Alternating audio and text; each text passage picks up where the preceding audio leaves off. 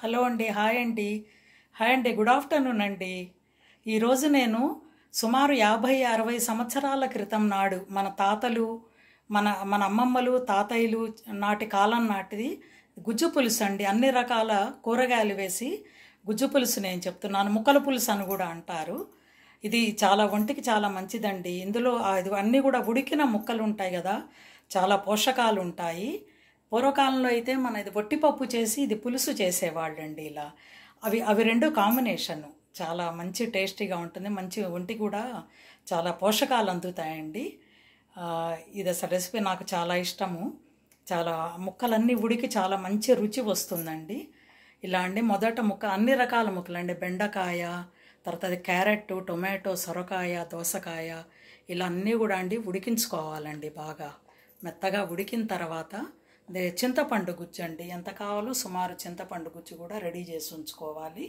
దాని తర్వాత ముక్కలండి కొన్ని ఉడికించుకోవాలి. ఉల్లిగడ్డ, దోసకాయ, మన కూర అరటి, అది కూడా కనుక ఉడికించుకుంటే చాలా సాఫ్ట్గా ఉంటుందండి.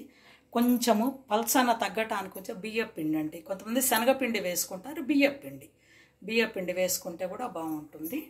ఇలా అండి, ఇదిగోండి ఇక్కడది. తర్వాత చివర తిరగమాత అండి, తిరగమాత పెట్టుకోవాలి. తిరగమాత పెట్టుకొని అంతా కూడా సిద్ధం చేసుకొని నేను వేయించి ఉంచుకున్నాను. ఇంగువది వేసి, ఇంగువ చాలా ముఖ్యమండి, మన ఒంటికి చాలా మంచిది కదా. ఇంగువ చాలా సహాయపడుతుందండి ఇంగువ. ఇదిగోండి తెరులుతూ ఉన్నది. కొంత తెరిలిన తర్వాత అండి ఇందులో చింతపండు పులుసు వేయాలండి. చింతపండు పులుసు వేయాలి. చింతపండు పులుసు వేసిన తర్వాత ఉడికించాలండి. ఉడికించాలి, కొంచెం బాగా ఉడుకు వస్తుంది. ఉడుకు వచ్చిన తర్వాత కొంచెం ఇట్లా బాగండి, ఇలా అంతా ఉడకాలి, బాగా నీట్గా ఉడకాలి మొత్తము. ఇలా అండి మొత్తం ఉడకాలి. ముక్కలు ఆల్రెడీ ఉడికే ఉన్నాయి, కానీ చింతపండు పచ్చి పులుసు అది వాసనది పోవాలి కదా. చింతపండు పులుసు పచ్చి వాసన పోతే మంచి గుమగుమలాడుతుందండి. నేనైతే కరివేపాకు వాడతాను మామూలుగా. ఇట్లా అండి ఉడికించుతూ ఉండాలి. ఉడికిస్తూ ఉంటే ఇది బాగా మొత్తం కూడా ఈ పులుపు కూడా పడుతుందండి. పట్టి పచ్చివాసన పోతూ ఉంటుంది. బాగా చాలా కమ్మటి వాసన వస్తుంటుందండి. మంచిది రుచి కూడా. ఇంగువ కంపల్సరీ అండి. కొంచెం బెల్లం వేసుకోవచ్చు. బెల్లం ఇష్టం ఉన్నవాళ్ళు, తీపి బాగా ఇష్టం ఉన్నవాళ్ళు బెల్లం వేసుకోవచ్చు. అలా వాళ్ళ యొక్క రుచిని బట్టండి. తర్వాత ఈ ముక్కలు, ఉడికించిన ముక్కలు కూడా అంతా అండి మొత్తం కూడా ఉడికించాలండి. ఇవి కూడా వేసి మొత్తము ఇది వచ్చేటట్టుగా ఉడికించాలి బాగా. అన్నీ కూడా ముక్కలు కూడా ఉడకాలండి.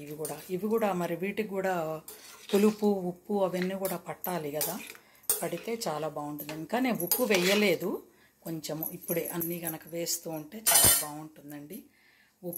ఉప్పు వేయాలి ఇందులో. కొంచెము ఉప్పు కనుక సరిపడా కనుక ఉప్పు వేస్తే మంచి వాసన ఉంటుందండి.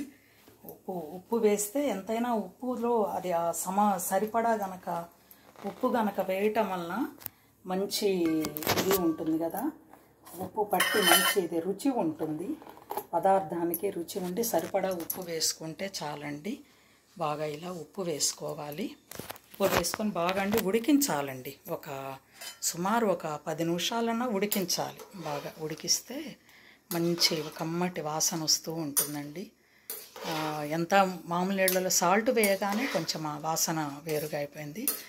మామూలుగా అన్నీ అంటే ఇది మన సొరకాయ, తర్వాత బెండకాయ, అది క్యారెట్, ఇది టొమాటో, తర్వాత దోసకాయ, ఇవన్నీ కానీ ఉల్లిగడ్డ అండి, ఆనియన్ కూడా వేస్తే చాలా చాలా బాగుంటుందండి. మంచి ఇది ఉంటుంది.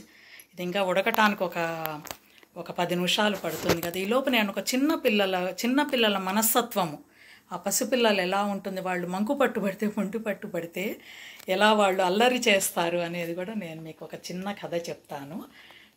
ఒకసారి శ్రీకృష్ణదేవరాయలు ఆయన విజయనగర సామ్రాజ్యం ఈయన కదా, ప్రభువు కదా ఆయనకు ఒకసారి చిన్నపిల్లలని వాళ్ళు ఎంత మారం చేసినా కూడా వాళ్ళని బుజ్జగించటం అనేది చాలా తేలికని ఆయనకు అనిపిస్తుందిటండి.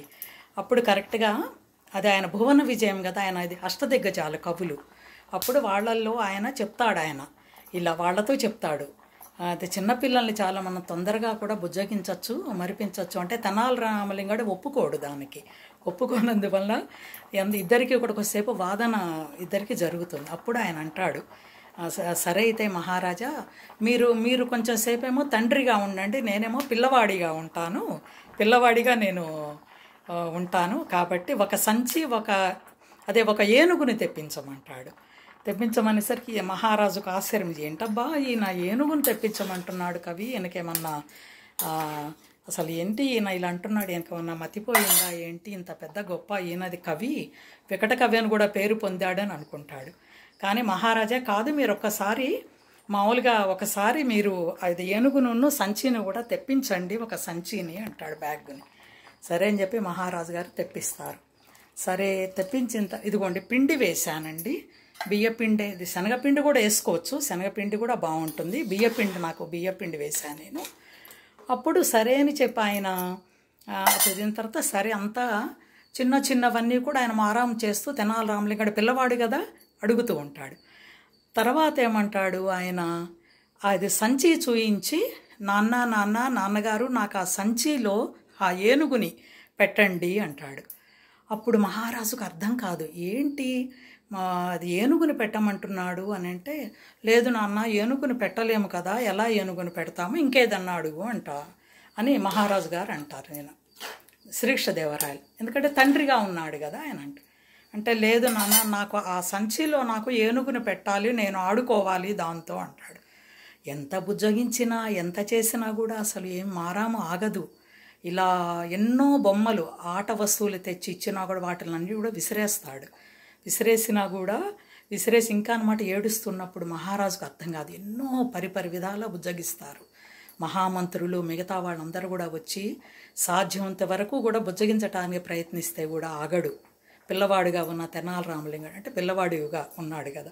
అప్పుడు సరే ఇంకేం చేయాలో అర్థం కాక శత విధాలా ప్రయత్నిస్తారు. అయినా సరే ఇంకా అలానే ఇంకా ఏడుస్తూ ఉంటాడు. అప్పుడు మహారాజు కనిపిస్తుంది. పసిపిల్లలు వాళ్ళ మనసు చాలా నిర్మలంగా ఉంటుంది, అమాయకంగా ఉంటుంది. వాళ్ళు తెలియని ఒక కోరికను ఒక పట్టుదలగా వాళ్ళు అడిగితే మనము కొన్ని అసలు వాళ్ళకి ఇది తీర్చలేము కదా, ఇంకో రూపంలో వాళ్ళకి దాన్ని ఇచ్చి ఇది తృప్తిపరచాలి, అంతే కదండి. అదే అనిపిస్తుంది. అంటే పసిపిల్లలు ఎంతో సున్నితంగా ఉంటారు, కానీ వాళ్ళలో ఉండే ఇది అమాయకత్వం అనేది చాలా మనకు ఆశ్చర్యాన్ని కలిగిస్తుందండి. నిజంగా అమాయకత్వం వాళ్ళకి ఏం తెలియదు, మనం ఎలా చెప్తే వాళ్ళు అలా వింటారు అంతే. అదే చాలా అప్పుడు ఇంకా అనుకుంటాడు ఆయన మహారాజు, నిజంగానే మనము ఇదిగోండి తిరగమాత వేస్తున్నానండి, అయ్యో మళ్ళీ కథలోకి వస్తాను అప్పుడు అని అనుకుంటాడు. ఈ పసిపిల్లలు మనము ఎంత బుజ్జగించినా కూడా ఒక్కోసారి వాళ్ళు కోరిన కోరికను తీర్చకపోతే మనం ఇంకో రూపంలో వాళ్లకు కోరిక తీర్చాలి. పసిపిల్లలు కదా, పసిపిల్లలు అంటే దైవ స్వరూపులు అంతే, వాళ్ళకి అమాయకత్వంతో నిండి ఉంటారు. ఇదిగోండి ఇందులో తిరగమాత వేశానండి. ఇదిగోండి గుజ్జు పులుసు రెడీ అయిపోయిందండి. ఆహా ఏమి రుచి తినరామై మరచి, ఆహా ఏమి రుచి తినరామై మరచి. గుజ్జు పులుసు తయారైపోయిందండి.